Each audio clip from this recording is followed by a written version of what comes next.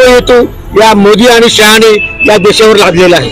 पण कुठेतरी 9 समन्स अरविंद केजरीवाल यांना पाठवले होते, त्यांनी एकही समन्सचं उत्तर दिलेलं आहे, हे कितपत योग्य? त्यांनी उत्तर दिलेलं आहे, उत्तर दिलं कसं नाहीये? प्रत्यक्षात गेलेच ना, कशाला जायचं त्यांनी? त्यांचं म्हणणंच ते आहे। तुमच्या नेत्यांवरती जवळजवळ 100 कोटीचा जो घोटाळा आहे तो केल्याचा आरोप केला जातो।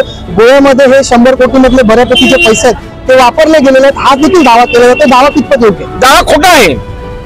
जर तसं आहे तर पैसे आहेत करून दाखवून द्या ना। एकच सांगतो की देशामध्ये आज कुठला पण इंडिया आघाडीला परत पडणार नाही। प्रत्येक ठिकाणी लोक जाणून घेतले की यांचं बळजबरीचं हुकुमशाहीचं राज्य जसं ब्रिटिशांना हकलवलं त्यांना तर लोक या 24 तास चुटकीसारखा हकलून लावतील, एवढंच मी म्हणू शकतो। जय हिंद, जय महाराष्ट्र। डंडे मारो, तुम जेल में डालो, मीडी लगाओ, कुर्सी लगाओ, हम नहीं रुकेंगे, हम नहीं डरेंगे, हम लड़ते रहेंगे। 2 दिवसापूर्वी ईडीने अरविंद केजरीवाल जे दिल्लीचे मुख्यमंत्री आहेत त्यांना अटक केलं आणि अरविंद केजरीवाल यांना अटक केल्याच्या नंतर देशभरामध्ये आपल्याला जन आक्रोश पाहायला मिळतोय। या ठिकाणी देखील सगळी लोक जे आहेत ते जन आक्रोश करण्याचा प्रयत्न करतात। जाणून घेऊया सध्या या सगळ्यांचं नेमकं काय म्हणणं आहे, कारण यांनी हा जो बॅनर या ठिकाणी आपल्याला दिसतोय त्याच्यामध्ये त्यांनी लिहिलेलं आहे लोकतंत्र बचाव जन आक्रोश मार्च। दिल्लीचे जे मुख्यमंत्री आहेत अरविंद केजरीवाल यांना आता अटक झालेली आहे आणि अरविंद केजरीवाल जे आहेत ते आता ईडीच्या ताब्यात आहेत। जाणून घेऊया सगळ्यांचं काय नेमकं म्हणणं आहे। सुरुवातीला मी जाणार आहे आपल्यासोबत मायकल फादर आहेत। फादर, तुम्ही एका धर्माचं प्रतिनिधित्व करताय, जे काही आता देशात चाललेलं आहे त्याबद्दल तुमचं मत काय आहे आणि अरविंद केजरीवालांना जी अटक झालेली आहे ती अटक त्या बाबतीत तुमचं काय मत? त्यासाठीच वास्तविक मी इथे आलेलो आहे की सगळं खोटेपणा चाललेला आहे, खोटारडेपणा चाललेला आहे आणि हा खोटारडेपणा विशेषतः इलेक्टोरल बॉन्ड्सच्या निमित्ताने अगदी सुप्रीम कोर्टाने बाहेर आणलेला आहे। मी अगदी थोडक्यात सांगतो, केजरीवालला जी अटक केलेली आहे त्या अटक करण्यासाठी एक साक्ष घेतली, ती साक्ष श्री शरदचंद्र रेड्डी यांची दिलेली आहे। ते पहिल्या सुरुवातीला त्यांनी केजरीवालला मी कधीच ओळखत नाही अशी साक्ष दिली होती, पण लगेच त्यांना ईडीची नोटीस आली आणि म्हणून त्यांनी ती साक्ष बदलली आणि नंतर शेवटी त्याला कैदेत टाकलं। म्हणून सुटका करण्यासाठी 59 कोटी रुपयाचे बॉन्ड्स त्याने बीजेपीचे घेतलेले आहेत आणि हे काय मी सांगायला नको, हे आता सिद्ध झालेलं आहे। म्हणजे ह्याचा अर्थ पैसे घेतले बीजेपीने आणि ब्लेम लावला केजरीवाल की केजरीवालने हे सगळं आम आदमी पार्टीसाठी घेतलं। केवढा खोटारडेपणा आहे आणि अशा प्रकारे जर होत असेल तर मी एक ख्रिस्ताचा सच्चा शिष्य मी शांत बसू शकत नाही, सत्यासाठी मी झगडेन आणि म्हणून मी हा रस्त्यावर आलेलो आहे। आणि हे माझे बंधू जे आज इथे आलेले आहेत त्यांचं मी अभिनंदन करतो आणि हा लढा पुढे झाला म्हणून मी तुमच्या नेहमी पाठीशी असेल असं वचन त्यांना मी देतो। या लढ्यामध्ये केजरीवालांच्या पाठीशी धर्मगुरू जे आहेत ख्रिश्चन समाजाचे ते देखील आहेत असं त्यांचं म्हणणं आहे। आपण जाणून घेऊ, आपल्यासोबत आम आदमीचे जॉन परेरा आहेत। जॉन परेरा जी, अटके बाबतीत तुमचं काय मत आहे, कारण तुम्ही आम आदमी पक्षाचेच आहात? मुद्दा असा आहे की ईडी सीडीची धमकी दाखवायची, सर्व विरोधी पक्ष खल्लास करायचे, म्हणजे आम्हीच त्या देशावर राज्य करायचं, हाच हेकमो हेतू या मोदी आणि शहाने या देशावर लादलेला आहे।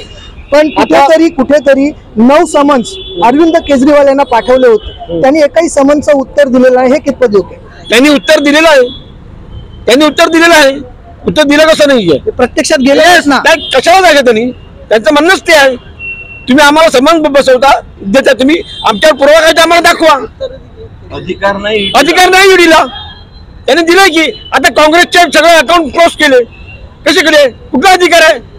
केले की त्यांनी निवडणूक आयोगावरती त्यांची तरी माणसं बसवली, 2 माणसं त्यांची, तिसरा माणूस जो आहे तो त्याचं मत 2 एक झाले की संपलं त्या विषय। तुमच्या नेत्यांवरती जवळजवळ 100 कोटीचा जो घोटाळा आहे तो केल्याचा आरोप केला जातो। गोव्यामध्ये हे 100 कोटी मधले बऱ्यापैकी जे पैसे आहेत ते वापरले गेलेले आहेत, हा देखील दावा केला जातो। दावा कितपत योग्य? दावा खोटा आहे। जर तसं आहे तर पैसे आहेत करून दाखवून द्या ना, कोणाकडे पैसे गेलेत दाखवून द्या। नाही तर आज इलेक्ट्रॉनिक बॉन्डचा विषय निघालेला आहे, सगळ्या बीजेपीच्या अकाउंटला किती पैसे गेले आलेले आहेत, या देशामध्ये आतापर्यंत सर्वात मोठा घोटाळा म्हणजे इलेक्ट्रिक बॉन्ड तो भाजपने केलेला आहे। या देशातलं सगळं भ्रष्टाचारी जर कोणती पार्टी असेल तर ती भारतीय जनता पार्टी आहे। त्याच्यानंतर मग काय असेल तर नंतर बघू, पण पहिला घोटाळेबाज आणि भ्रष्टाचारी जर असेल तर भारतीय जनता पार्टी हा पक्ष आहे। त्यांचं असं मत आहे की भारतीय जनता पार्टी हा घोटाळेबाज पक्ष आहे। जाणून घ्या आपल्या सोबत यावेळेला काँग्रेसचे काही नेते आहेत। मी सुरुवातीला जाणार आहे रामदास वाघमारे यांच्याबरोबर। रामदास जी, जी अटक केजरीवालांना झालेली आहे त्या बाबतीत तुमचं काय मत आहे, थोडक्यात सांगा। ही अटक जी झाली आहे, एक म्हण आहे हिंदीमध्ये की सियाई बिल्ली अपने बाल नोचे, हीच हालत झालेली आहे। मोदी सरकारकडे गेल्या 10 वर्षामध्ये काय काम केलं हे सांगण्यासाठी काही उरलेलं नाहीये आणि त्यांना आता सुचत नाहीये की आम्ही आता लोकांसमोर काय मुद्दे घेऊन जायचे। त्यामुळे हे घाबरलेले लोक आहेत आणि लोकांना घाबरवायचा प्रयत्न करत आहेत ईडी आणि सीबीआयच्या माध्यमातून। पण ही भारतीय जनता आहे, ही कधीच कोणाला घाबरलेली नाहीये। आम्ही ज्या पक्षाचे आम्ही शिपाई आहोत तो पक्ष आहे, त्यांनी इंग्रजांना ह्या देशातून हाकलून लावलेला आहे। तर ही लोक काय कोणत्या मातीचे आहेत? तब लढे थे गोरों से अब लढ रहे छोरों से, तब लढे थे गोरों से अब लढेंगे छोरों से, असे नारे जे आहेत ते काँग्रेसकडून आपल्याला पाहायला मिळतात। अनिलजी, ज्या पद्धतीने आज राजकारण सुरू आहे, ऐन लोकसभेच्या वेळेला सगळ्या गोष्टी कितपत योग्य नाही? इलेक्ट्रल बॉन्डचा जो घोटाळा आहे, भ्रष्टाचार बंद करण्यासाठी जे सरकार 2014ला आला असं आव आणत होतं, त्यांचं सुप्रीम कोर्टाने पोलखोल झालेले आहे आणि लोकांचं लक्ष विचलित करण्यासाठी आता ह्या कारवाया सुरू आहेत। विरोधकाचा आवाज बंद करणं, त्याच्यामध्ये केजरीवाल सारखा इंडिया आघाडीचा नेता ह्याला बंद करणं, मागचे अनेक महिने त्यांची कारवाई चालू होती, परंतु बरोबर आचारसंहिता चालू झाल्यानंतर त्यांना आत टाकणं हे चुकीचं आहे। कुठेतरी विरोधकांना प्रचारच करू द्यायचा नाही, इलेक्शनच लढू द्यायचं नाही, असा हा याच्यातला एक भाग आहे। तोच प्रकार त्याने काँग्रेसचे अकाउंट बंद करून केलेला आहे। 8 वर्षापूर्वी 7 ते 8 लाखाचा मॅटर आणि 200 कोटीचा दंड, हे लोकतंत्राला धरून नाही, घटनेला धरून नाही। विरोधी पक्षाचा आवाज बंद करण्याचा जो प्रयत्न सुरू आहे त्याचा विरोध करण्यासाठी आज इंडिया आघाडीची सर्व मंडळी इकडे जमलेली आहे। विरोधी पक्षाला कुठेतरी जागा राहावी यासाठी लोकतंत्र जागलं पाहिजे, यासाठी कुठेतरी या लोकांचा सगळ्यांचा प्रयत्न आहे। आपण जाणून घ्या आपल्यासोबत यावेळेला काँग्रेसचे बडे नेते आहेत, काँग्रेसचे महाराष्ट्र सरचिटणीस आहेत आपले विजय पाटील, त्यांचं मत काय जाणून घ्या।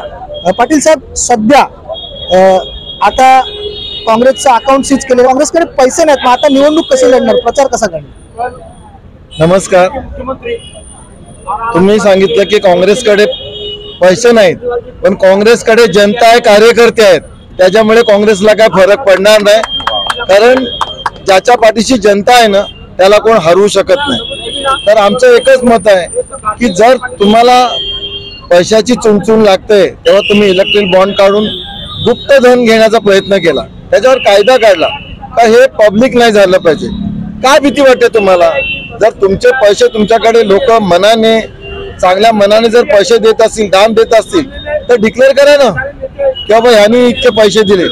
ज्या लोक, काही कंपन्या अशा आहेत की त्यांचा फायदा ज्यांनी जे दान दिले त्याच्या 1/4 पेक्षा कमी आहे, मग त्यांनी जे पैसे दिले ते कुठनं आणले याचा हे उत्तर देतील का?